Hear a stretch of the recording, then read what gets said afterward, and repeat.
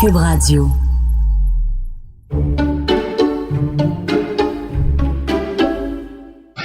C'est-tu comme Kéten? C'est-tu, mettons, quand il arrive? Non, c'est Kéten. C'est Kéten de mettre du Alain Lefebvre quand Alain Lefebvre vient chez toi. Mais là, Mais tu sais, là, une petite musique d'ambiance du Alain Lefebvre, il me semble que ce serait cool. je ne dis jamais ça. Oh, une petite musique Jamais ça d'ambiance. aux gens, aux musiciens classiques qui font de la musique d'ambiance. OK. Fait que toi, tu trouves que c'est Kéten et têteux de faire jouer du Alain Lefebvre quand Alain Lefebvre vient souper, mais c'est toi qui as eu l'idée de sortir le clavier de notre fils pour l'installer dans le salon, au cas où Alain Lefebvre, ça y tenterait, lui qui joue sur les plus grands pianos au monde, de jouer sur une espèce de patente cacane dans notre salon. Hein? Là, en fonction orgue. Ta-da-ta-ta. OK, on va voir, c'est drôle. OK, mais là, en fonction orgue. Non, c'est la fonction. Organe. Montre-moi ton bel organe. Jamais là.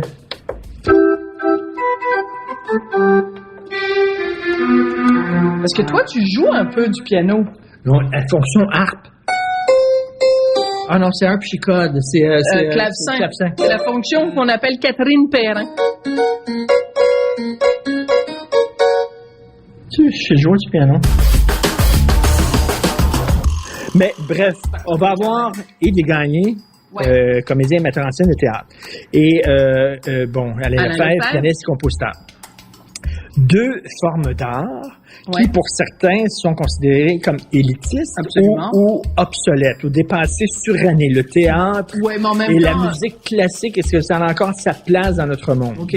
Mais Yves Desgagnés, excuse-moi, oui, il fait du théâtre, il fait des mises en scène, puis tout ça, mais il a joué dans certaines des émissions de télé les plus populaires. Tu sais, quand il faisait l'héritage, là, son personnage était hyper populaire. Fait que c'est pas juste quelqu'un qui s'est cantonné dans quelque chose de pointu, puis tout ça, là. Oublie pas que Yves Desgagnés, il a aussi fait un film, hein. Il a fait Roméo et Juliette.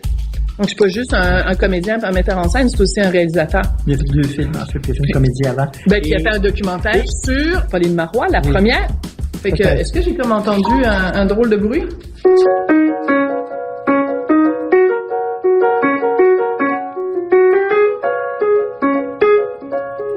Sinon, je connais un morceau. Je connais un morceau. That's it. OK.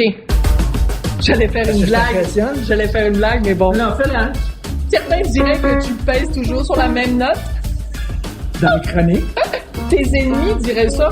Parce que sinon, il est toujours en train de jouer sur la même note. Non, mais on a tous quelques notes dans la tête.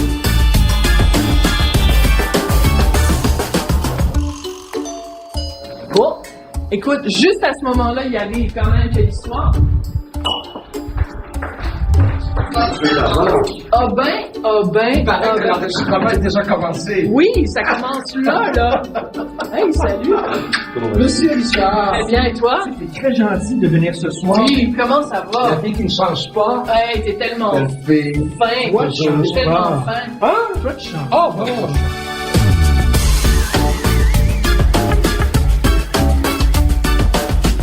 Et là, ici, de façon très subtile et nuancée, Richard a eu l'idée de sortir notre petit clavier électrique cheapette Gonzalez.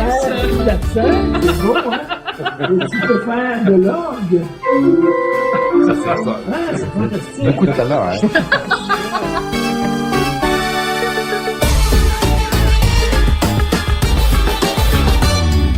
Bon, alors, on mange la bonne saucisse italienne avec des J'adore. petits poivrons et des petits avocats avec des crevettes. Vous êtes pas vegan? Non, pas à tout. Non. Je suis à tout. Tu es à tout, t'es à Je suis voile et à non-genré. vapeur. Omnivore. Oui. Comme me disaient omnivore. mes étudiants du conservatoire, à un moment donné, on travaillait des personnages du répertoire classique. Et je leur ai dit, bon, il y a quelque chose qu'on questionne jamais, alors que l'important entre deux acteurs, c'est l'authenticité.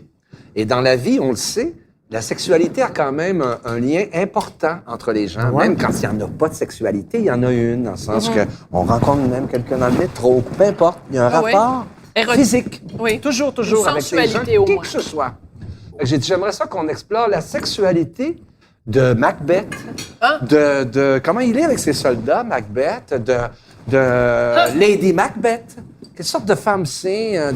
la mégère apprivoisée. Qu'est-ce que quoi? Pourquoi on ne parle jamais de la sexualité des personnages classiques? J'ai dit, bon, on va explorer ça. Ils ont dit, OK. Ils trouvaient que c'était plate un peu comme sujet. Ah, ouais. Là, ils ont dit, mais, lève la main. Qu'est-ce que tu veux dire? Ben, j'ai dit, je veux savoir, est-ce que ce sont tous les personnages du théâtre classique des hétérosexuels? Est-ce qu'il y a des... Ils ont dit, mais t'es donc ben binaire. Ah bon? Mais j'ai dit, toi, Sylvain, est-ce que ton rapport au monde, est-ce qu'il est plus hétéro ou homosexuel? Tu sais, je le prends au bon. Là, les étudiants partent à rire. Puis il y a une fille qui lève sa main, mais elle dit, ben, ça dépend du party. Ah, ça dépend du party! Ça m'a bouché, Richard. Je savais pas quoi dire. Puis les autres étaient là, ben oui. Ça dépend du party. Ils trouvaient mon affaire ancienne, caduque et inintéressante dans notre monde actuel. Je parle la bouche pleine de saucisses. Mais quelle réplique extraordinaire, quand même. La bouche pleine de saucisses. Ben, ça peut porter à confusion. Hey, l'autre jour, j'étais avec Yves Desgagnés pendant le fête. J'avais la bouche pleine de saucisses. J'ai entendu l'autre jour des gens qui parlaient de lesbiennes non genrées. Attends une minute, là, si t'es une lesbienne, c'était une femme qui couche avec des femmes. Oui. Comment tu peux être une lesbienne non genrée? Ah, oui. Dire que t'es lesbienne, c'est tu dis que t'es une femme qui aime les femmes, donc t'es genrée. Oui, c'est comme la fameuse blague de la femme, la lesbienne de Terre-Neuve. C'est quoi, la lesbienne de Terre-Neuve? Est aux hommes.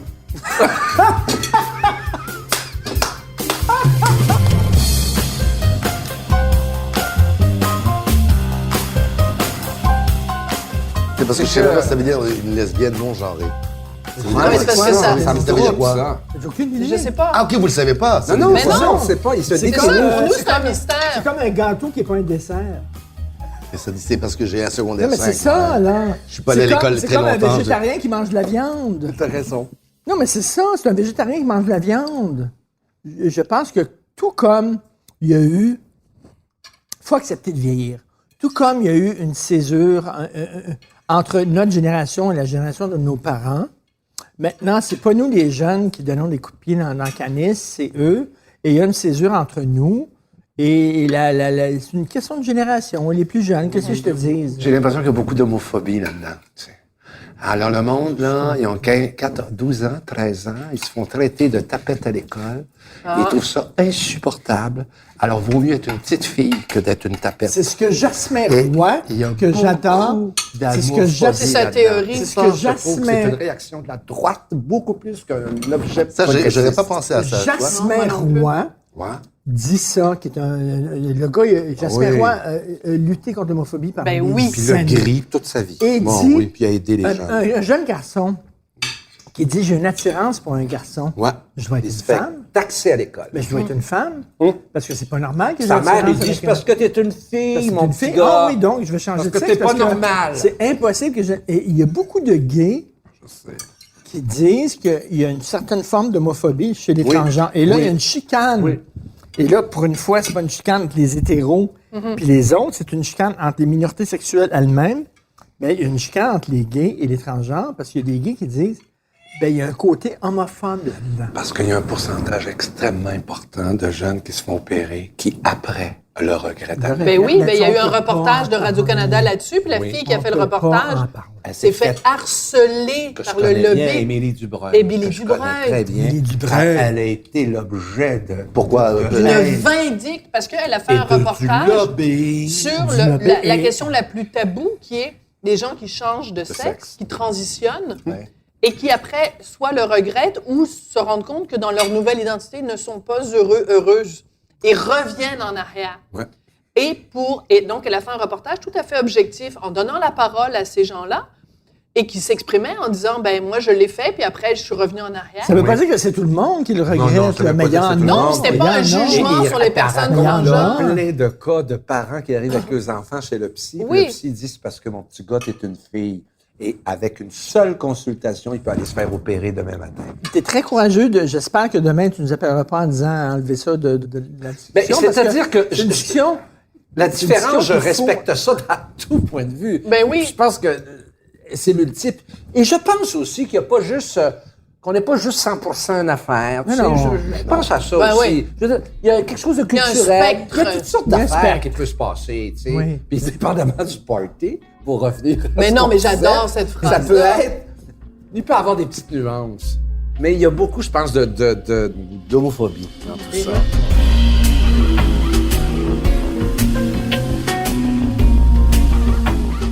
Reprends-en, Alain, Mais j'aimerais pas ça de que toi monde. aussi, t'aies de la saucisse dans la bouche.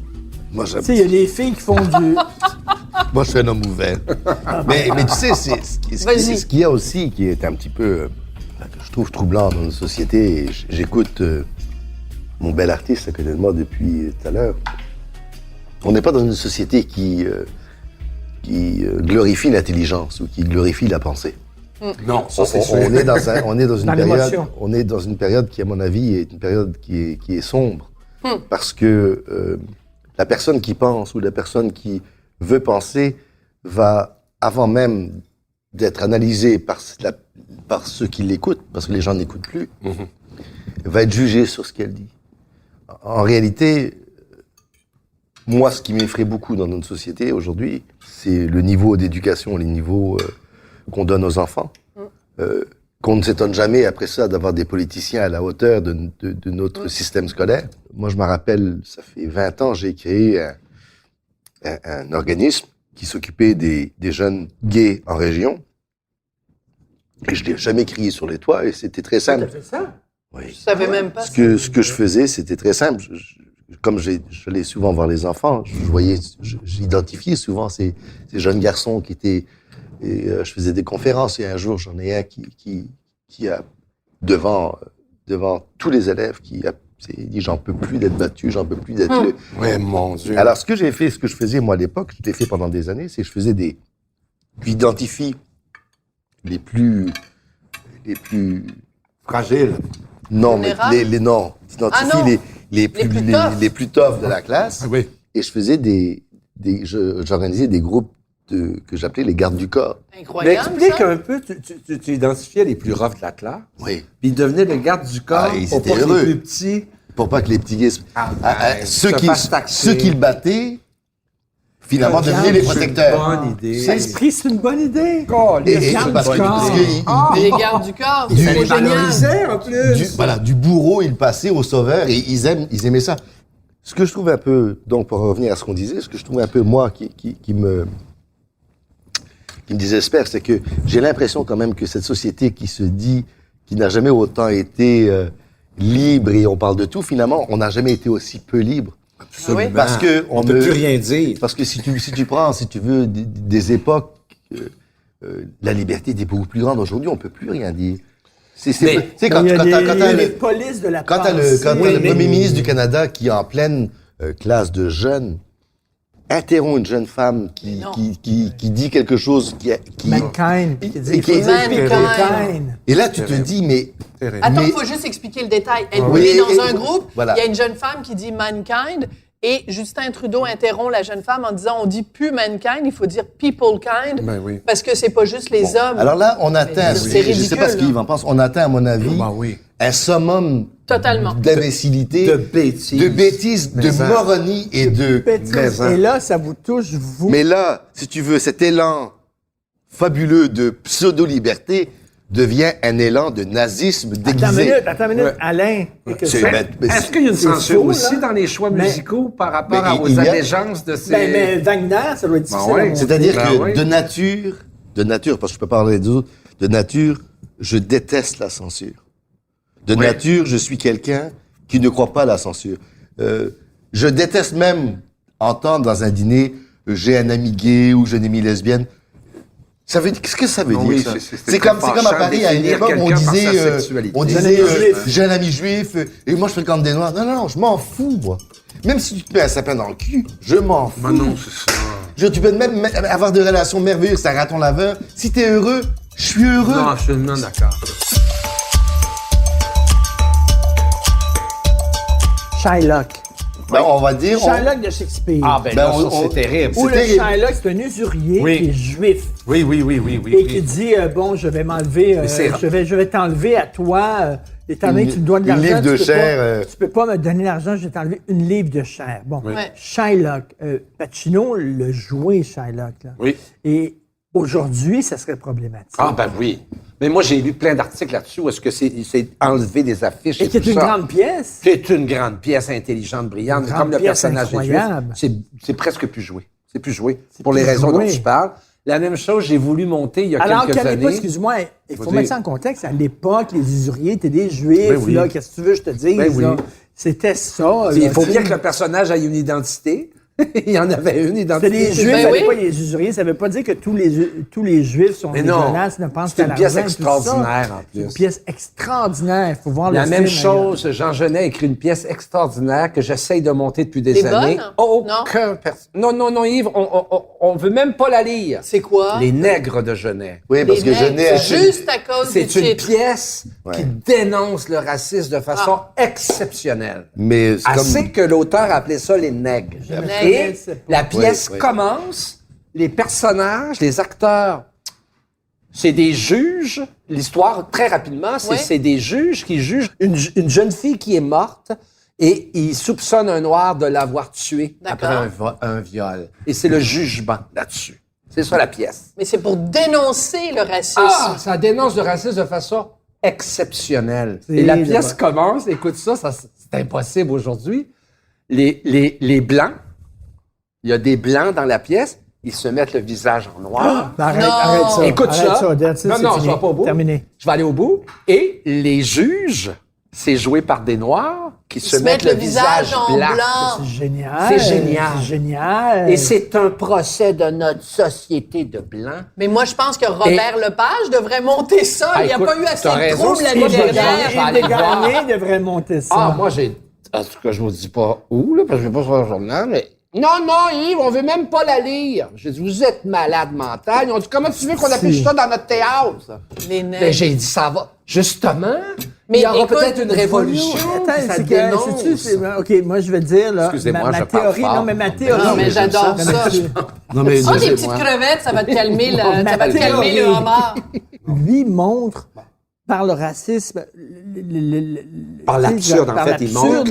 C'est une démonstration par l'absurde, mais tu peux pas faire ça aujourd'hui. À cause des médias sociaux, peut-être, où tout est au premier degré, il y a un changement de civilisation. Oui.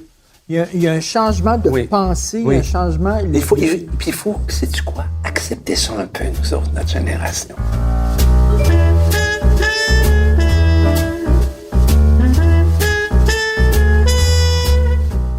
Mais pour faire suite à ce que Yves dit, je suis d'accord avec toi, Yves. Là où j'ai peur, Yves, là où j'ai peur, et je lis beaucoup en ce moment, il y a beaucoup de livres qui sortent, et bizarrement, beaucoup de gens parlent de 1984 d'Orwell. Ben oui. Et beaucoup de philosophes en parlent, parce que là où j'ai un peu plus peur, c'est que j'ai l'impression quand même qu'il y a une érosion de nos vraies libertés. Tu sais, toi et moi, on se rencontre. Oui. On se connaît peu. Mm-hmm. Et bizarrement, nous savons, et je m'en fous là, nous savons que nous nous aimons. Oui, exact. Nous savons qu'il y a des atomes crochus. Absolument. Quelle est la racine de cet atome crochu? Je pense c'est la racine de l'amour, de la liberté. Oui. Alors, tu sois ce que tu sois, que je sois ce que je sois, on s'en fout. Ouais. Mais c'est l'art aussi, si je peux me permettre. Oui. Je le dis pas de manière élitiste là, du tout. Je vais donner un exemple. J'ai eu la chance de travailler pendant 2 mois avec Jeanne Moreau, la grande actrice Jeanne Moreau. Oui. Mais moi, je shakeais juste à l'idée que je vais travailler avec Jeanne Moreau. Mais avoue qu'elle était chiante. Mais pas tant que ça. Et je vais t'expliquer. Je peux en parler 2-3 minutes, mais tu sais, Richard, toi qui es amateur de cinéma, Jeanne Moreau. Mais c'est Jules Léger, mais écoute, c'est l'ascenseur pour les Il y avait Sophia Loren, Jeanne Moreau, il y avait d'autres, Elizabeth Taylor, puis elle était dans les Big Five, là. C'est au-dessus. C'est pas juste une bonne actrice. C'est Bardot aussi. C'est Bardot. Qui est Exactement.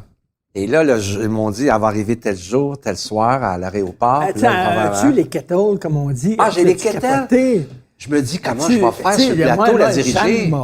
Comment je vais faire pour lui dire, va à gauche, assis-toi, puis ça serait mieux de donner ça dans le sens-là. Chris, la fille a été dirigée par les plus grands cinéastes au monde.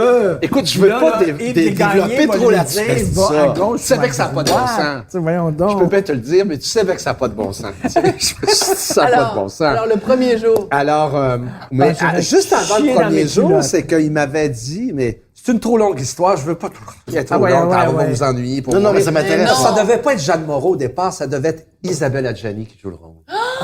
Parce qu'on avait un coproducteur français, puis la productrice, elle me dit, avec qui t'aimes? Il nous faut une vedette française. Alors j'ai dit, moi, mon rêve, là, elle a mon âge, c'est de travailler avec Isabelle Adjani. Alors, je reçois un appel 24 heures plus tard de Dominique Besnéard, l'agent, qui me dit, vous avez, Monsieur Desgagnés, un rendez-vous avec Isabelle au Plaza Athénée, tel jour, dans 3 jours. Pogne l'avion, et je m'en vais au Plaza Athénée, et il vide le Plaza Athénée. Il y a personne, parce qu'elle a des gardes du corps, parce que ça n'a rien à voir, les vedettes avec ici, là-bas. Non, elle se fait poursuivre, elle, depuis l'âge de 14 ans qu'elle m'a raconté, puis j'ai passé toute la soirée avec Isabelle Adjani. Et puis, elle accepte de jouer le rôle. Puis elle me dit, rendu à 11h le soir, mais c'est trop long, mon histoire, ça va vous ennuyer. Non, mais vas-y, mais résume. Comment tu le convaincs? Prends ton temps, mais résume. Ce que je veux simplement dire, tu dis, on sait qu'on s'aime. Ben, au bout de 5 secondes, c'est une actrice. Isabelle. Mais ce que je veux dire, c'est que la fluidité de la conversation était comme toi puis moi. C'est vrai? Parce que nos codes étaient semblables. C'est vrai. Elle parlait de la comédie française, elle parlait de tel auteur, telle affaire, et au bout de, sans blague, de 5 minutes, si je faisais abstraction de la star, il y avait une fluidité. Une fluidité, oui. Ah oui, donc Yves, ah oui, tu penses... Ah oui, c'est vrai qu'Arthur Miller, c'est ton personnage intéressant. Isabelle Adjani t'a dit « En wait donc ». Non, elle a pas dit en wait donc. Elle a dit... Puis, non, mais quand tu sors de là, tu te pinces. T'es allé faire quoi? C'est pas pour ça. Écoute, en sortant de là, t'es allé prendre un verre en disant « Oui, mais je vais te dire pourquoi. Oui, c'est parce qu'elle l'a pas fait, finalement, le film. Ça a été pourquoi Jeanne qu'elle l'a Moreau. pas fait? Voici l'histoire, et là, vous allez tomber à terre. Déjà, grosse annonce, petit magasin, comme on dit l'autre.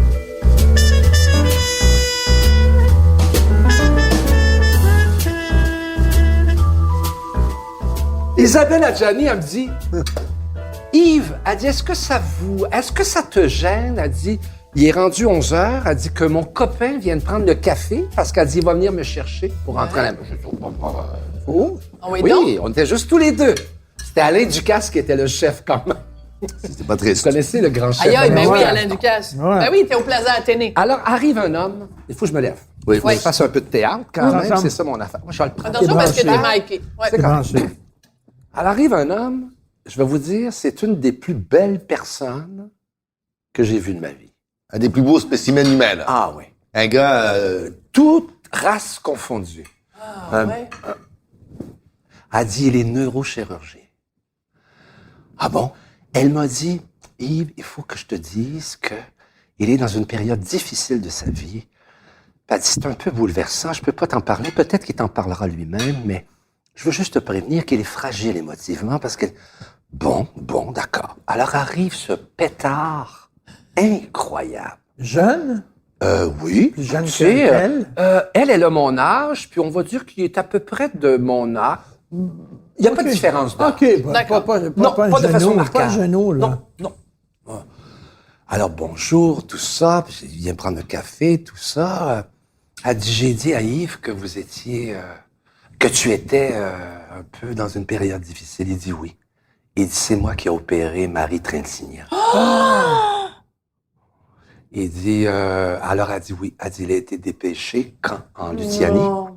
Quand il est arrivé les événements. Puis c'est lui qui a tenté de la sauver. Oh non! Et il me raconte en détail, mes amis, c'est pas une blague, ce qui s'est passé et quand il est arrivé dans l'appartement. Qui s'est fait tuer par... avec Bertrand Cantat. Bertrand Cantat, il dit elle avait doublé de volume. Son visage était noir parce que tu méfiais. Il dit, on l'a rentré in extremis. Il dit, j'ai pris une scie pour dégager l'hémorragie interne. Il me raconte tout. Écoutez bien, mais il me raconte tout ça. Et il dit, je n'ai pas pu la sauver. Et là, il est bouleversé, et tout ça. Et ah bon. Moi, j'en reviens pas de mon souper. J'en reviens pas du punch. Ben oui, c'est ça. Là, on je me dis, quelle soirée. Et là, ça reste comme ça. Elle s'en va, les embrassades, elle a lu le scénario, elle est ravie de s'en venir. Le tournage est dans 2 mois. 3-4 semaines plus tard, je reçois un appel de Dominique Besnéard. Son agent? Son agent. Bon, comme vous êtes au courant, Yves, Isabelle ne pourra pas faire le film. Comment ça? Oui, elle était très affectée par les événements qui venaient de se produire. Alors, bon, ben, quels sont ces événements? Mais il dit, vous devez être au courant, ça fait le tour du monde. J'ai dit, non. Qu'est-ce qu'il y a? Mais c'était un imposteur. J'ai dit, comment c'était un imposteur? Oui, cette histoire! Ben, il dit, c'était un simple infirmier qui se faisait passer pour un neurochirurgien.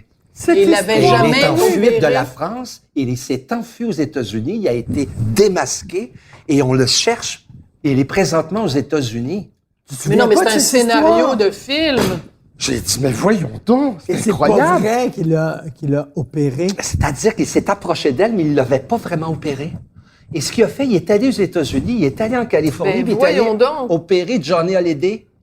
Et Johnny Hallyday, il faillit mourir sur la table d'opération. Il se faisait passer pour un À médecin cause français. de lui. Oui, c'était un imposteur, Non, comme mais, dans le film de Leonardo. Non, mais là, c'est capoté. là. Tu sais, le film? Ben oui, Oui. Le film de Spielberg où les Mais j'ai dit, c'est incroyable. Eh bien, oui, Catch Stéphane me if you a can. dit, il est recherché par les policiers partout à travers les États-Unis. Vous devez être Je dis, non, je suis pas au courant du tout. Fait qu'il dit, elle pourra pas faire le film, elle est complète. J'ai dit, je peux comprendre. C'est complètement... Donc, c'était pas un docteur du tout. Pas du tout. C'est quand même Mais le résultat, Incroyable. c'est que Isabelle a été très affectée par tout ça. Et là, Fait. toi, t'as... Alors là, Dominique, il dit, ton qu'est-ce qu'on tournage. fait? J'ai dit, écoutez, à tout prendre, envoyez-moi Jeanne Moreau. Je dis ça comme en blague. J'ai dit, elle passera de tante à grand-mère. Il me rappelle, il dit, Jeanne Moreau vous attend dans 2 jours.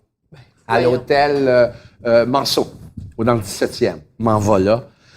Et c'était l'année où on fêtait les 100 ans du cinéma français. Et toute la ville était placardée des affiches de Jules et Jim de Jeanne Moreau avec sa cigarette. Et pendant que je mangeais avec Jeanne Moreau, il y avait une immense... Tu sais, les C'est affiches trop françaises, drôle. là. C'est comme 8 buildings, les affiches Ouais, ouais. françaises. Derrière elle, c'était Jeanne Moreau à l'âge de 20 ans. Et Jeanne Moreau, qui avait 78 ans. Mais dans Jules et C'était une Jim. belle rencontre. Puis finalement, elle a fait le film pour nous. Mais je raconte tout ça pour dire que même avec elle, c'était très particulier. Mais d'abord, on peut pas la vous voyez. Elle voulait que je la tutoie, Jeanne. Là-bas. voyons Et donc. très rapidement, Richard, il y a eu un échange sur le théâtre, sur le cinéma. D'ailleurs, pendant ma rencontre avec elle, on a dit, j'ai un ami qui aimerait bien prendre le dessert. C'était le louche. Et Claude? oui. Alors, il est venu prendre le dessert. Ça Après pourrait ça, être elle dit, Gilles Yves, elle aussi, dit, on hein. va être obligé d'interrompre la conversation parce qu'elle dit, mon ami m'attend au bar pour son prochain film. Mais je vais vous le présenter. C'est Almodovar. Mais tu me fucking ça se passe niaises-tu? pas de niaise partout. Attends une minute. Je dirais pas Attends ça, une minute, là, attends une tu sais. minute. Non, bon, on s'est serré la main. Et puis, à me présenter comme un réalisateur canadien. Et puis, à patati patata, vous allez bien? Oui, ils disent, on a un projet ensemble, tout ça. Puis, je les ai laissés très discrètement. Mais juste pour vous dire.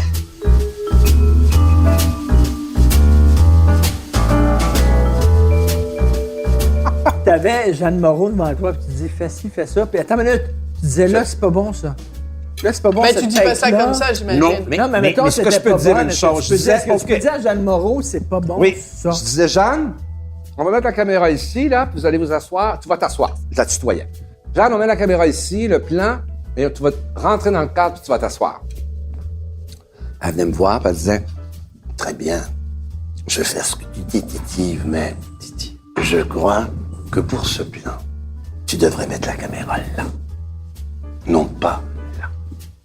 Ah bon? Ouais. Pourquoi, Jeanne? Parce que c'est mieux. Voilà tout. Ah bon? J'ai dit, Jeanne, on va faire un deal. Je vais faire mon plan. J'ai dit, on va essayer aujourd'hui, tiens, on va aller vite avec les éclairagistes. Je vais faire ton plan. Tu sais, on va voir les deux. Et puis, au revisionnement du Rush, Elle avait 100% raison dans tout. t'es pas Il n'y a sérieux. pas un seul plan de ce film-là que c'est pas elle. Elle avait raison dans tout. Dans tout. Là, là, Une c'est telle clair. connaissance de la mécanique, de l'histoire, du récit. D'abord, j'avais jamais vu ça de ma vie. Elle connaissait les scénarios par cœur. Et pas ses lignes à elle, de tout le monde. C'était quel film, ça, Yves? C'était Roméo et Roméo et Juliette. Juliette qui était pas très bon pour toutes sortes de raisons. Que ça, je vous rends une autre affaire. Ça, artistiquement, j'ai été bien déçu du résultat parce que ça a été une saga sans nom, toute cette histoire-là. Mais c'est bien secondaire. C'est la démarche, a été la tellement passionnante, démarche. tellement passionnante. Puis tu sais, Attends moi, une minute, là. j'ai passé 2 mois avec elle, oui. tu sais, puis c'est tous les jours. Écoute. Richard, après le tournage, puis ça, je suis sorti de là, ses genoux, parce que tous les jours, elle disait, je t'attends, mon petit Yves. Alors là, on partait, Et elle était au Saint James, et jusqu'à 3 heures du matin, Ben, voyons donc. dans Elle le levait cigarro, coude, elle me racontait sa vie. T'es pas sérieux. Elle fumait, d'ailleurs. Moi, j'avais arrêté de fumer, j'ai recommencé à fumer avec elle. J'ai arrêté Cause après. de Jeanne Moreau. Ah oui, puis elle disait, tu n'es pas crédible sans une clope, mon titi.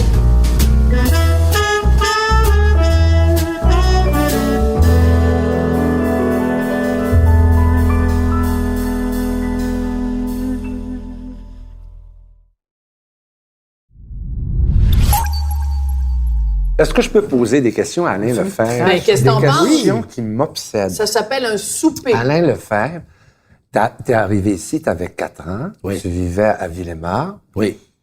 Mais comment ça se fait que t'es devenu un pianiste si important à travers le monde? Qu'est-ce qui s'est passé? Tes parents te tapaient sur les doigts d'aller suivre tes cours de piano? Ils t'ont inscrit aux bonnes écoles?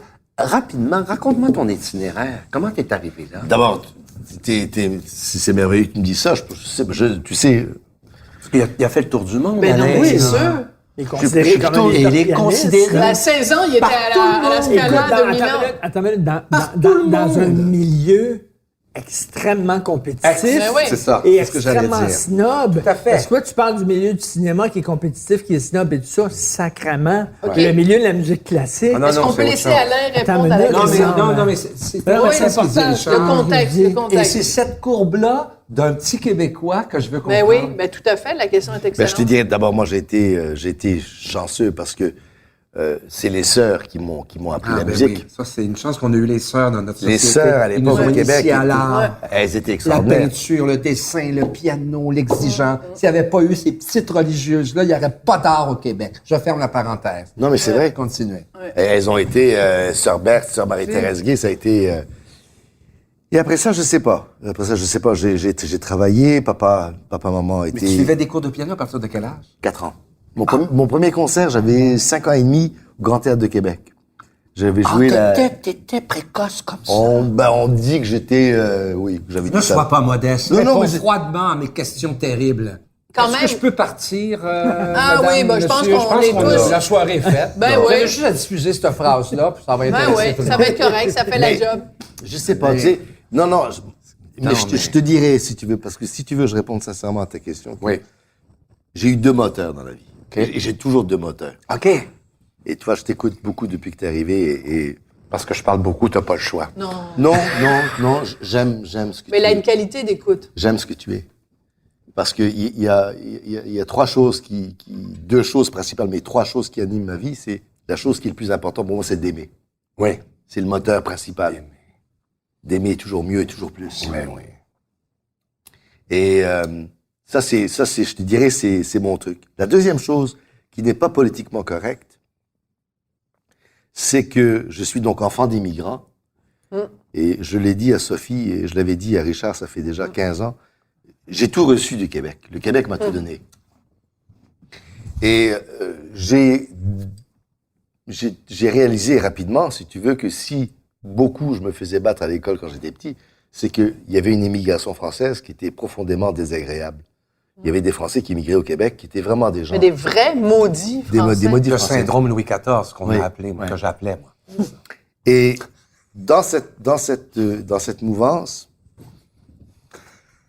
je te dirais que, je sais que je me rappelle, j'ai quand même un peu de mémoire, je l'ai dit à Sophie, j'aime profondément le Québec. Mais, je sens qu'il y a un mais qui arrive. J'aime ma terre. Et je suis profondément irrité, mais terriblement irrité, de voir que on essaye de convaincre la nouvelle génération des jeunes, parce que je travaille beaucoup avec les jeunes depuis... Écoute, j'ai travaillé en milieu carcéral, en milieu... Enfin, tu le sais. Je sais, t'as fait tout un travail social. Et je trouve déplorable, si tu veux, cette espèce d'attitude qui fait en sorte qu'on essaye de convaincre les Québécois que d'être profondément Québécois ou d'aimer le Québec, c'est une première étape du racisme. Oui, c'est du repli sur soi. Et ça, c'est quelque chose qui m'a toujours interpellé parce que papa et maman étaient de cette génération de Français qui étaient très français. OK. Qu'est-ce que faisait ton père? Papa était professeur de clarinette. Ah, OK. Donc, il y avait déjà cette initiation musicale à la maison. Et nous sommes, nous, Québécois, quand je dis nous, parce que je me considère comme Québécois, nous sommes une cible facile. Ma bataille pour André Mathieu, parce que quand moi j'ai parlé d'André Mathieu la première fois au Québec, on m'a connu grâce à lui, Mathieu. J'ai demandé à quelqu'un, tu es un alcoolique. Et c'était tellement symptomatique, tellement réducteur. Symptomatique. Il jouait dans des vitrines de magasins. Là. Oui. Le beau film de Jean-Claude Labrec. Que là, si tu veux, c'est le deuxième point. Donc, l'amour de ma patrie. Ma patrie, c'est le Québec. Et la troisième chose, c'est complètement hallucinant, c'est qu'un jour, je prends un taxi à Montréal et je demande d'aller à la basilique de Notre-Dame. Et il me dit, what? Je dis, la basilique de Notre-Dame. Et il me répond, what? Enfin, je vais faire l'histoire très courte. Finalement, je réalise que il y a une grande responsabilité quand tu es un immigrant. Et la responsabilité, c'est d'aimer le pays qui t'accueille. Ben oui. Quand tu es invité, tu lui dis merci. Tu vas pas chier sur la table. Non. Nous, on permet à nos immigrants d'arriver chez nous, on les torche, ils peuvent nous chier dessus. Alors moi, je veux dire, quand il y a eu toute l'histoire du débat de la loi 21, etc., à un moment donné, je me suis surpris à faire un article et j'ai dit, écoutez, je revenais de voyage, j'ai dit, écoutez, le prochain qui chie sur les Québécois, je lui casse la gueule. Et apparemment, ça a fait comme, c'était un peu tâche, c'était pas très classique comme réponse. Ouais. Mais je m'en tabarnak. Mais c'est pour ça qu'on t'aime, Alain. Parce que je trouve que... C'est quasiment gênant d'entendre ça de quelqu'un qui est pas né ici. Ce qu'il faudrait... Il aime plus le Québec que le Québec s'aime. Mais c'est vrai que il y a des racistes partout. Mais les Québécois sont gentils. Ils ont tous les défauts, mais pas on n'est pas ça. Non, mais les Québécois sont gentils. Mais oui. Quand tu vois, et tu le disais dans un de tes articles, quand tu vois des lois logiques et des lois logiques et des lois raisonnables permettent encore une fois d'avoir les anglophones, parce que je m'en fous, je les nomme, pour encore nous réduire à néant en disant que nous sommes finalement au Canada la tâche des racistes et que j'ai envie de leur dire, mais l'hypocrisie de l'anglo-saxon, le racisme profond de l'anglo-saxon, nous Québécois, même en 2000 ans d'existence, on n'arrivera jamais à vous battre. Mais comment est arrivée cette progression-là, si on revient l'écœurement. L'écœurement de voir qu'à chaque fois que c'était possible, on pouvait chier sur les Québécois. L'écœurement de voir que le théâtre à Paris, souvent, est un théâtre misérable et que le théâtre à Montréal était un théâtre intelligent. L'écœurement de voir qu'on a des artistes extraordinaires. L'écœurement de voir que le Québec est le porte-étendard d'un pays et qu'on traîne comme un boulet le reste du Canada. L'écœurement de voir finalement qu'au Québec, on est toujours en train de s'auto-meurtrir et qu'on est toujours en train de se dire qu'on est des petits, qu'on est des ci, qu'on est des petites terrasses, une petite pizza. Le petit café. Je suis persuadé que nous sommes un grand peuple. Mais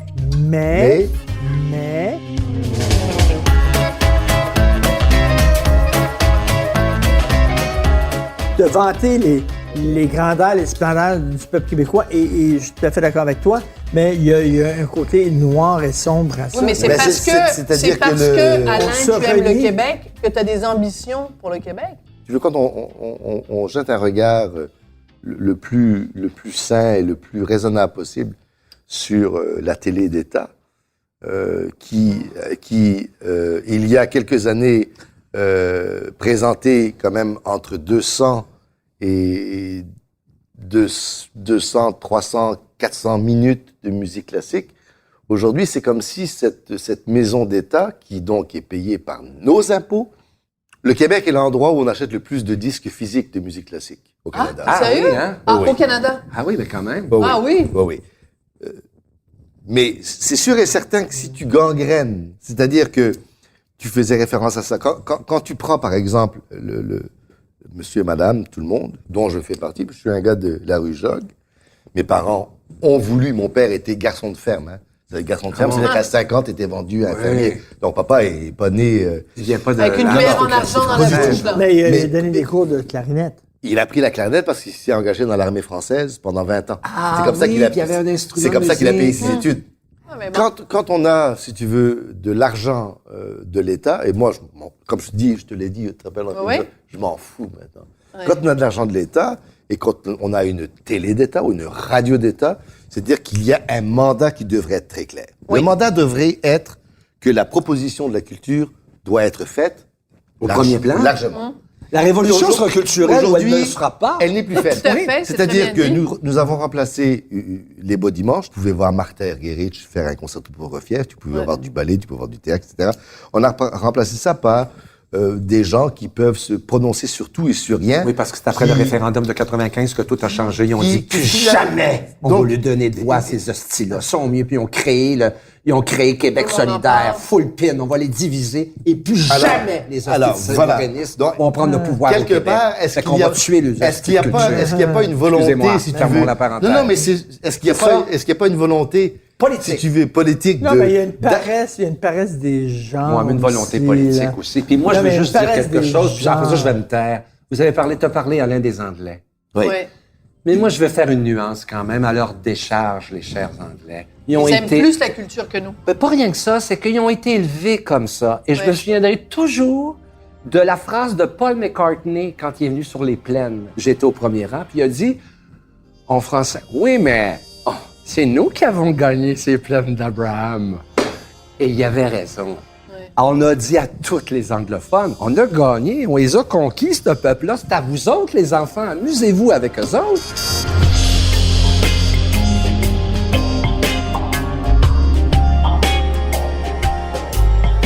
Les jeunes Québécois qui ne connaissent pas Tremblay, ça me C'est fait une honte. pleurer. Ah non, Honte. Et qui ne connaissaient pas Tremblay Brassard, c'est comme ils ne connaissaient pas. non. Ils connaissent pas Marcel Lennon Dubé, McCartney. ils connaissent pas. Ils Oui, connaissent mais tu sais, cette semaine, on est allé voir L'homme de la C'est l'échec Mancha. de notre génération, Richard et Sophie. C'est à nous d'être les passeurs, de les transmettre. Ben oui. Ils ne peuvent pas arriver et savoir ça. Puis on ne l'a pas fait. À l'époque, moi, l'École nationale était un nid de création québécoise.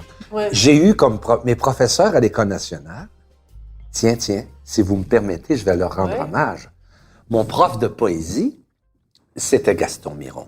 Jesus Christ! Mon OK. prof d'histoire de la civilisation, c'était Michel Lalonde. OK. J'avais un prof de littérature. Michel Lalonde de Speak White. Speak White. Ben oui. Elle enseignait Speak l'histoire White. des civilisations. C'est une érudite hors commun. OK, sors d'ici, je suis jaloux. Je vais te dire autre chose. Attends, j'ai eu... C'est moi, ce je suis qui était jaloux. mon professeur, Gaston mon Miron. professeur de littérature.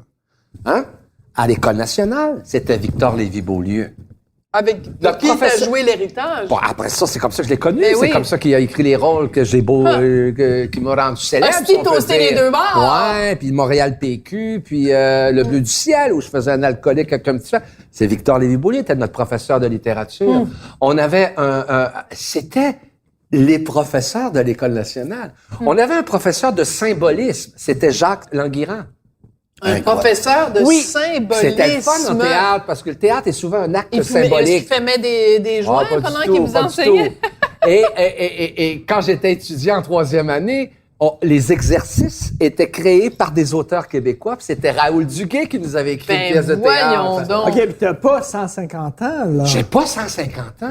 Et c'était parce que l'École nationale, Mais- sous mais- la mais- direction mais- d'André Pagé, c'était comme ça. Mais Alain, c'est notre faillite à nous. Oui, On n'a pas Oui. transmis. oui.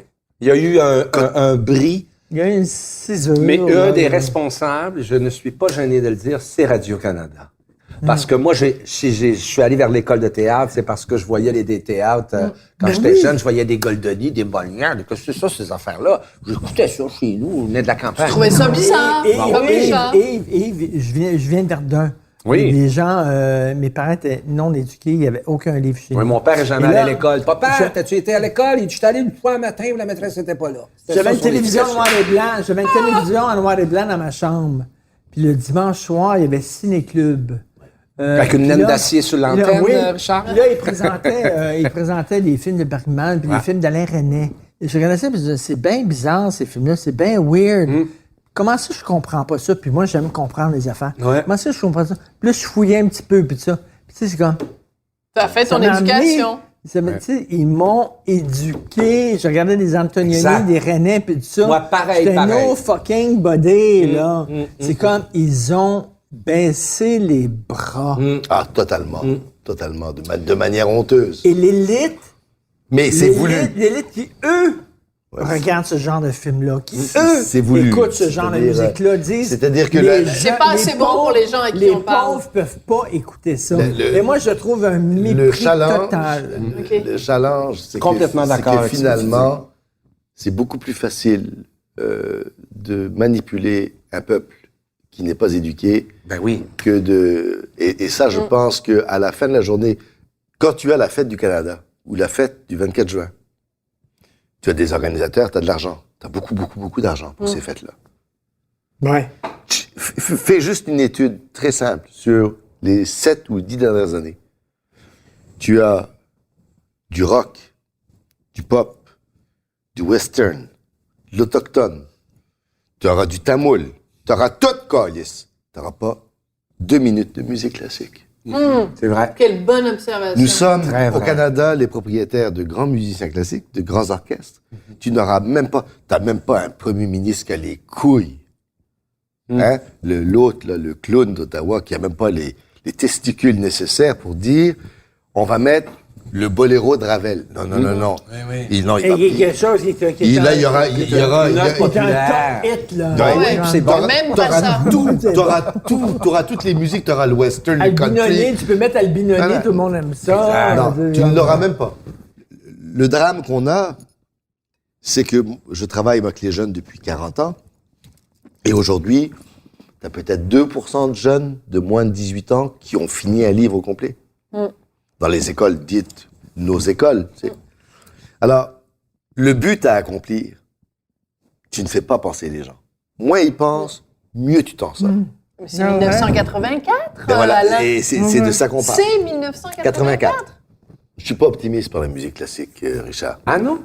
Je pense que ça va être de plus en plus difficile parce que... C'est un art difficile. Parce que, d'abord, elle n'est plus proposée. C'est pour ça que je parlais un peu plus tôt de Radio-Canada. De la télé, je ne nommerai pas, la radio, la télé d'État, parce que quand tu ne fais plus la proposition, tu ne peux pas espérer avoir un public. Ben non. Tu sais, chez nous, quand on avait l'âge qu'on avait quand on était jeunes, on écoutait, on entendait de la musique classique. À ce moment-là, dans le cerveau, il en reste toujours des bribes. Et quand t'as atteint l'âge de 15, 16, 17, 18 ans, t'as des souvenances, t'as des flashs et tu vas... Des films? Des films. Tu vas retourner à la musique classique. Aujourd'hui, les gens qui doivent, c'est impératif, ne le font plus. Ils le font plus pour toutes les mauvaises raisons de la planète. Alors, quand on parle de démocratie, elle n'existe plus. Parce que qu'est-ce que c'est que la démocratie? C'est la proposition.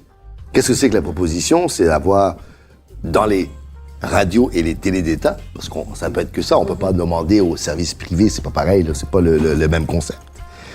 Ce sont des gens qui ont un mandat obligatoire, parce que leur mandat, c'est une obligation. Tu dois faire la proposition aux jeunes. Ben oui. Après ça, exposer les gens. Et si les jeunes te disent après, comme tu me disais un peu plus tôt, j'ai envie ou j'ai pas envie,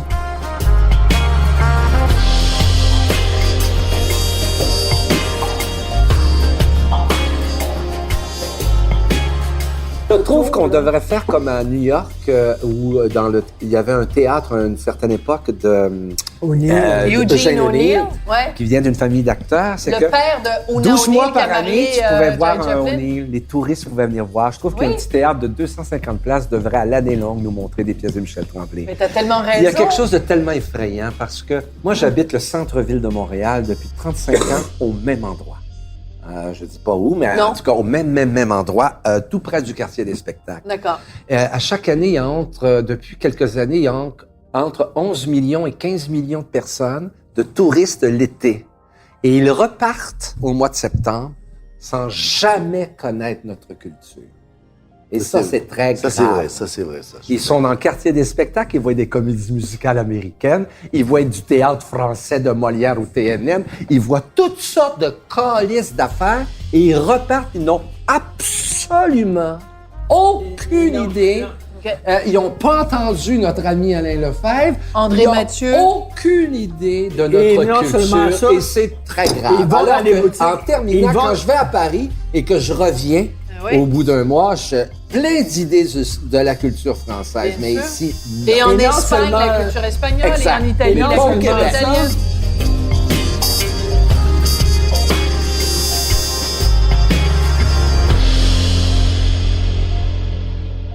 combien... C'est blessant. Et je veux pas aller trop loin là-dedans. Combien ça a été laborieux de parler d'André Mathieu. Oui, ben oui. Moi, j'avais... Je peux l'imaginer. Tu connais Claude Gingras, tu l'as connu. Ben oui. Claude Gingras, il me disait, mais là, Mathieu, c'est pas bien bon, cette musique-là. Claude Gingras qui était critique pour la presse. C'était fou, c'était un alcoolique. Je dis, Claude tabarnak. Modeste Moussorski. Il était tellement alcoolique qu'il faisait fondre son cirage à chaussures. Parce que quand tu prends du cirage à chaussures et tu le fais fondre, il y a de la térébenthine, c'est comme ça qu'il fumait. Je dis, penses-tu que les Russes se rappellent de Moussorski comme le compositeur ou comme le gars qui buvait la térébenthine de son cirage à chaussures? Quelle excellente comparaison. Et là, tu vois, dans 2 ou 3 mois, je vous donne cette... Un petit scoop. Bon, c'est des petits scoops avec moi. Une information privilégiée. Mais mon deuxième disque chez Warner Classic va sortir et c'est un disque entièrement André Mathieu. Chez Warner Classic. Oui, et là, j'ai... Non, mais je veux pas que ça sonne comme plug. Je le dis parce qu'on parle... T'as toutes les raisons d'être fier. Et j'ai eu la réunion parce que, tu sais, Warner, c'est... Quand tu parles, tu parles en même temps à la personne qui est à Londres, celle qui est à Berlin, celle qui est à Paris, celle de New York. Ils sont 4, tu sais. Ouais. Et à un moment donné, il y a le type de Londres qui dit... parce que moi, tu me connais, tu sais, ça a été une obsession. Ben oui. Je pense même que j'ai fait chier du monde ici, tu sais. Et j'entends le gars de Londres me dire, it's going to be big. We'll make it big. This is great music. Parce qu'ils ont déjà entendu le disque. Le disque, c'est l'œuvre de Mathieu, 2 pianos avec Hélène Mercier. Donc, on est partenaires. Et là, moi, je dis pas un mot. Et à un moment donné, très sincèrement, là, je suis au téléphone, il y a Jojo est toujours là, vous le savez, j'aime ma femme, je dirais. Bon, il ne faut pas d'aimer ta femme. Non, mais maintenant, il faut s'excuser d'aimer sa femme. Il faut s'excuser d'être fidèle. C'est ce que Jean-Pierre Ferland chantait. Et toute la gang, ils se parlent en même temps. Et là, il y a Luc, l'Allemande, qui a une idée de marketing. Elle dit, oui, on va parler du Québec, on va faire ça. Et là, ils ont décidé de sortir le disque le 14 février, parce que c'est l'amour d'Alain Lefebvre pour le Québec. Ah, mon Dieu. Ça va être ça. Et là, moi, je pleure. Ça fait 30 ans que je me bats pour ça. Mon Dieu. Et Martineau, là, c'est la reconnaissance. Martineau, elle sait. Quand je dis Martineau, pour les auditeurs, c'est Jojo. Elle sait pourquoi je pleure. T'sais. Alors, tout d'un coup, elle prend l'autre ligne et elle dit Alain, I have to go somewhere, I'll take... Et je pouvais plus parce que quand je vois aujourd'hui, si tu veux, bon, non seulement que j'ai Hélène Mercier qui va, c'est quand même pesante, qui va m'aider là-dedans, que j'ai toute l'équipe de Warner et que pendant 30 ans, j'ai entendu, moi, les spécialistes, entre guillemets, de la musique classique qu'au Québec, toujours chier sur Mathieu. Ah oui. Alors que partout ailleurs... Ça, c'est génial. Mais pourquoi il chiait tant sur Mathieu? Parce que... À cause de l'âme, moi. Parce qu'on est né pour un petit pain. Parce qu'au Québec, on n'est pas capable... Je me demande si on va être capable un jour de faire des monuments à qui que ce soit, tu sais.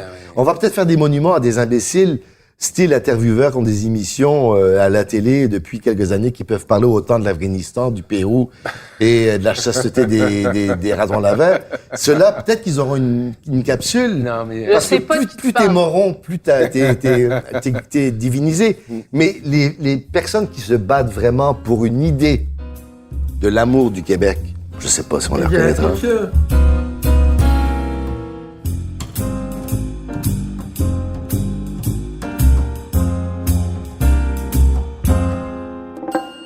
Cette semaine, t'as laissé tomber une bombe. Moi, je considère que c'est une bombe. Oui. Et c'est pas une bombe politique, c'est pas un truc controversé, c'est un truc j'ai vu ça. Éminemment intime. Et moi, ça fait des années que je te connais et tu m'avais jamais parlé de ça, t'en avais jamais parlé publiquement. Non. Cette semaine, il y a 2 jours, t'es allé à la télé et tu nous as révélé au Québec que tu as une sœur qui s'appelle Isabelle, que ça fait 20 ans que tu l'as pas vue, que tu la cherches, qu'elle est trisomique et qu'elle est quelque part au Québec. Et moi, ça m'a jeté à terre, Alain. Puis je peux pas te laisser partir ce soir sans que tu m'expliques d'où. Puis pourquoi, cette semaine, tu as choisi d'en parler alors que ça fait 20 ans que tu n'en parles pas? Et l'autre petite chose, si je peux compléter, comment se fait-il que vous n'avez plus de nouvelles? Une trisomique, elle doit être prise en charge par quelqu'une ou quelque chose? Elle n'avait pas d'autonomie comme telle, peut-être? J'ai été pris au piège, quelque part, parce que j'ai visité cet été ces maisons qui sont destinées aux gens qui ont des difficultés. Et c'est des maisons qui sont dans un état de pauvreté, un état de décrépitude. Et les gens qui travaillent pour aider ces jeunes adultes, c'est incroyable. Et à un moment donné, moi, je leur ai dit, écoutez, je vais vous faire un concert bénéfice. Il se trouve que dans une de ces maisons, j'ai une de mes nièces qui est là. Et à un moment donné, j'ai eu un journaliste qui a Excuse-moi, comme pensionnaire. Comme pensionnaire. Trisomique qui a 36 ans maintenant. OK. Et il y a un journaliste qui a gratté, abandonné, bref, et qui a voulu faire sous-entendre que mon action du concert de cette semaine était une action pour aider un membre de ma famille. Quand Isabelle est née, dans les années 72-73, mes parents ont pris un choix qui était possible à l'époque, c'était de laisser à la curatelle publique un enfant qui était non seulement trisomique, mais apparemment qui avait aussi des problèmes hydrocéphales, c'est-à-dire qu'il y avait... On appelait ça les têtes d'eau à l'époque, ici au Québec. Et j'en ai pas parlé parce que mes parents étaient extrêmement discrets. Ils ont beaucoup souffert de ça. Maman, ça a été peut-être le plus grand chagrin de sa vie, je pense. Ah, oui. Mais ça m'a tellement fait chier, si tu veux, d'avoir ces deux commentaires que je me suis dit, ben écoute, si vous voulez qu'on joue au con, on va jouer à deux. Alors, j'ai répondu à cette personne via le média télévisé et quelques jours avant, le média écrit, que je m'étais impliqué dans cette cause parce que oui, j'ai une sœur qui s'appelle Isabelle. Je sais même pas si elle est vivante. J'ai dit au public que j'avais une sœur et c'est vrai que je voudrais la chercher. Après ça, c'est sûr que certains j'ai reçu des centaines de courriels de gens qui voulaient m'aider. C'est pas comme ça que ça marche, là. Je veux pas, je trouverai le moyen en temps et lieu. L'as-tu connu, cette petite fille-là? Non. Jamais. Ah bon? On l'a jamais vue et maman n'en a jamais parlé. Tu sais, les familles françaises d'une certaine époque. Mais je veux dire, c'est au moment de sa naissance qu'elle a savait été pas. placée. Tout de suite. Ah bon, OK. Ben, les familles québécoises aussi, là. Ouais. OK, mais j'avais pas compris ça comme ça. J'avais compris qu'elle était à un endroit, puis tout à coup, ils la retrouvaient plus. Puis Non, elle était non, carrément non. disparue. Ils l'ont placé. Ah oui, ils l'ont placée. Il y a une caractéristique de la société québécoise, c'est le secret. Oui. C'est pas le secret, c'est l'oubli. Ah oui, hein? C'est l'oubli, comme chantait Michel Tremblay et André Gagnon dans... Chanté par René Claude. l'oubli. T'es maintenant par René Alzheimer. Claude. Et je me souviens que la devise la plus ironique, la plus Mais adapté. bizarre je me souviens alors que On se souvient de rien. Asti qu'on se souvient de rien. Asti qu'on se souvient de rien. Est-ce qu'on trinque à ça, les amis? Oui. OK. Alors moi, je propose qu'on trinque aux amoureux de la culture, Ah oui. à la vie, à l'amour et à la liberté. Tout à fait. J'ai l'impression on va d'être dans un ajouter- film de Falardeau. Sophie, on va ajouter la beauté dont Oh, a la tant parlé Alain. beauté, maison! Le règne de la beauté. Le Et moi, si règne je parle de la beauté, il faut que je trinque avec mon mari. Je t'aime, mon amour. Ben oui! Eh bien, moi, je trinque avec Alain si on parle de beauté. trinquez donc. Commencer. On peut même s'arrêter. Allez, Voilà. vas-y. Est-ce qu'on peut dire aussi, Oui. sans être taxé d'être... est-ce qu'on peut dire aussi au Québec? Ben, qu'est-ce que t'en Ah, bien penses, sûr. maison? Et qu'on continue à se battre pour Ah non, on n'a cette pas à terre, avoir honte. On n'a pas à avoir D'ailleurs, honte d'aimer le Québec. À là. notre beau Québec.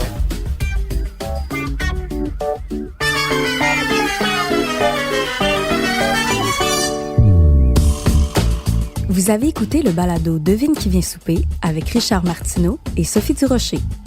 À la recherche, Hugo Veilleux. Au montage, Philippe Seguin. Prise de son et co-réalisation, Anne-Sophie Carpentier. Chef réalisateur, Bastien Gagnon La France. Une idée originale de Mathieu Turbide. Une production Cube Radio.